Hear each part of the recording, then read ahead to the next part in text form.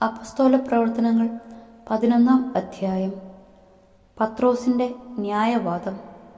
വിജാതീയരും ദൈവവചനം സ്വീകരിച്ചുവെന്ന് യൂദയായിലുണ്ടായിരുന്ന അപ്പസ്തോലന്മാരും സഹോദരരും കേട്ടു. തന്മൂലം പത്രോസ് ജെറുസലേമിൽ വന്നപ്പോൾ പരിച്ഛേദനവാദികൾ അവനെ എതിർത്തു. അവർ ചോദിച്ചു, അപരിച്ഛേദിതരുടെ അടുക്കൽ നീ പോവുകയും അവരോടൊപ്പം ഭക്ഷണം കഴിക്കുകയും ചെയ്തതെന്തുകൊണ്ട്? പത്രോസ് അവരോട് എല്ലാം ക്രമമായി വിശദീകരിക്കാൻ തുടങ്ങി. ഞാൻ യോപ്പ നഗരത്തിൽ പ്രാർത്ഥിച്ചുകൊണ്ടിരിക്കുകയായിരുന്നു. അപ്പോൾ എനിക്ക് ദിവ്യാനുഭൂതിയിൽ ഒരു ദർശനമുണ്ടായി. സ്വർഗത്തിൽ നിന്ന് വലിയ വിരിപ്പ് പോലെ ഒരു പാത്രം 4 കോണിലും പിടിച്ച് ഇറക്കുന്നത് ഞാൻ കണ്ടു. അത് എൻ്റെ അടുത്തു വന്നു. ഞാൻ സൂക്ഷിച്ചു നോക്കിയപ്പോൾ അതിൽ ഭൂമിയിലെ നാൽക്കാലികളെയും വന്യമൃഗങ്ങളെയും ഇഴജന്തുക്കളെയും ആകാശപ്പറവുകളെയും കണ്ടു.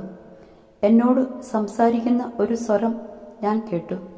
പത്രോസേ, എഴുന്നേൽക്കുക, നീ ഇവയെ കൊന്നു ഭക്ഷിക്കുക. അപ്പോൾ ഞാൻ മറുപടി പറഞ്ഞു, കർത്താവേ, ഒരിക്കലുമില്ല. ഹീനമോ അശുദ്ധമോ ആയതൊന്നും ഞാൻ ഒരിക്കലും ഭക്ഷിച്ചിട്ടില്ല. സ്വർഗത്തിൽ നിന്നും രണ്ടാമതും ആ സ്വരം പറഞ്ഞു, ദൈവം വിശുദ്ധീകരിച്ചതിനെ നീ മലിനമെന്ന് വിളിക്കരുത്. 3-ാം പ്രാവശ്യവും ഇങ്ങനെ സംഭവിച്ചു. പിന്നീട് എല്ലാം സ്വർഗത്തിലേക്ക് തിരിച്ചെടുക്കപ്പെട്ടു. അപ്പോൾ തന്നെ കേസറിയായിൽ നിന്ന് എൻ്റെ അടുത്തേക്ക് അയക്കപ്പെട്ട 3 പേർ ഞാൻ താമസിച്ചിരുന്ന വീട്ടിലെത്തി. ഒരു സന്ദേഹവും കൂടാതെ അവരോടൊപ്പം പോകാൻ എനിക്ക് ആത്മാവിൻ്റെ നിർദ്ദേശമുണ്ടായി. ഈ 6 സഹോദരന്മാരും എന്നെ അനുയാത്ര ചെയ്തു. ഞങ്ങൾ ആ മനുഷ്യന്റെ വീട്ടിൽ പ്രവേശിച്ചു. തൻ്റെ ഭവനത്തിൽ ഒരു ദൂതൻ നിൽക്കുന്നതായി കണ്ടുവെന്നും അവൻ ഇങ്ങനെ അറിയിച്ചുവെന്നും അവൻ പറഞ്ഞു, നീ യോപ്പായിലേക്ക് ആളയച്ച് പത്രോസ് എന്ന് വിളിക്കപ്പെടുന്ന ശിമയോനെ വരുത്തുക. നിനക്കും നിന്റെ ഭവനത്തിനും മുഴുവനും രക്ഷ കിട്ടുന്നതിനുള്ള കാര്യങ്ങൾ അവൻ നിന്നോട് പറയും. ഞാൻ അവരോട് പ്രസംഗിക്കാൻ തുടങ്ങിയപ്പോൾ മുമ്പ് നമ്മുടെ മേൽ എന്നതുപോലെ തന്നെ അവരുടെ മേലും പരിശുദ്ധാത്മാവ് വന്നു. അപ്പോൾ ഞാൻ കർത്താവിൻ്റെ വാക്കുകൾ ഓർത്തു. യോഹന്നാൻ ജലം കൊണ്ട് സ്നാനം നൽകി, നിങ്ങളാകട്ടെ പരിശുദ്ധാത്മാവിനാൽ സ്നാനമേൽക്കും. നാം യേശുക്രിസ്തുവിൽ വിശ്വസിച്ചപ്പോൾ ദൈവം നമുക്ക് നൽകിയ അതേ ദാനം അവർക്കും അവിടെ നൽകിയെങ്കിൽ ദൈവത്തെ തടസ്സപ്പെടുത്താൻ ഞാൻ ആരാണ്? ഈ വാക്കുകൾ കേട്ടപ്പോൾ അവർ നിശബ്ദരായി.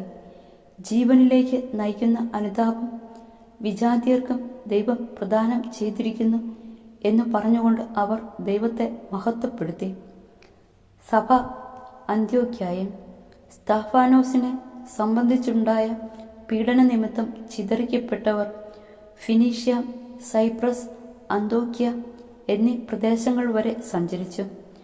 യഹൂദരോടല്ലാതെ മറ്റാരോടും അവർ വചനം പ്രസംഗിച്ചിരുന്നില്ല. അക്കൂട്ടത്തിൽ സൈപ്രസിൽ നിന്നും കിറേനിയായിൽ നിന്നുമുള്ള ചിലർ ഉണ്ടായിരുന്നു. അവർ അന്തോക്യായിൽ വന്നപ്പോൾ ഗ്രീക്കുകാരോടും കർത്താവായ യേശുവിനെക്കുറിച്ച് പ്രസംഗിച്ചു. കർത്താവിൻ്റെ കരം അവരോടുകൂടെ ഉണ്ടായിരുന്നു. വിശ്വസിച്ച വളരെ പേർ കർത്താവിലേക്ക് തിരിഞ്ഞു. ഈ വാർത്ത ജെറൂസലേമിലെ സഭയിലെത്തി. അവർ ബർണബാസിനെ അന്ത്യോക്യായിലേക്ക് അയച്ചു.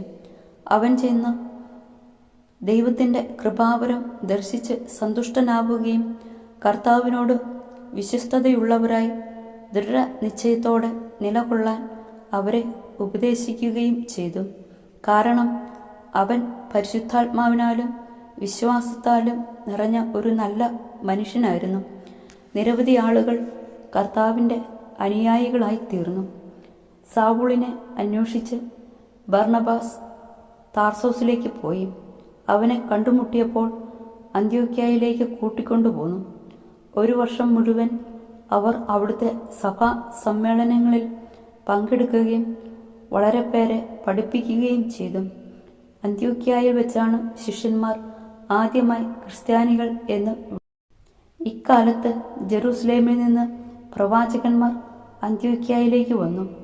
അവരിൽ ഹാഗാബൂസ് എന്നൊരുവൻ എഴുന്നേറ്റ് ലോകവ്യാപകമായ ഒരു വലിയ ക്ഷാമം ഉണ്ടാകും എന്ന് പരിശുദ്ധാത്മാവിനാൽ പ്രചോദിതനായി പ്രവചിച്ചു.